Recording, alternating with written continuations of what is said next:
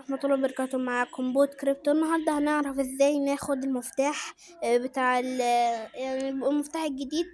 واحنا بقى هنعمل ايه يا شباب؟ المفتاح ده بعد كده لما نيجي نفتح كارت، يعني بعد كام يوم كده لما نيجي نفتح كارت، مش هنعمل يوم 28 يوليو.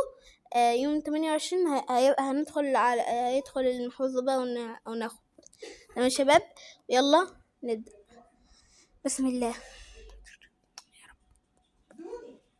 نشد دي وننزل دي يا شباب، نطلع دي عشان ننزل دي، بعدها نطلع دي عشان ننزل دي، ونطلع دي كده، بعديها نطلع الاتنين دول عشان ندخل دي، بعديها لأ، بعديها نقوم مدخلين دي عشان نطلع دي، ونقوم مطلعين دي يا شباب، ونقوم مدخلين التلاتة دول، ونقوم منزلين دي وننزلين دي، ونقوم طالعين دول ده.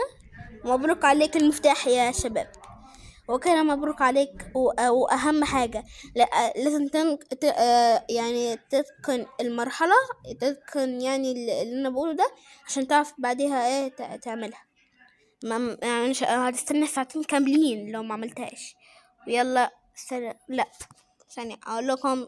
تلات كروت 5 مليون، اللي عايزين يعرفوا تلات كروت 5 مليون يدخلوا عندي في البتاع وهيعرفوا.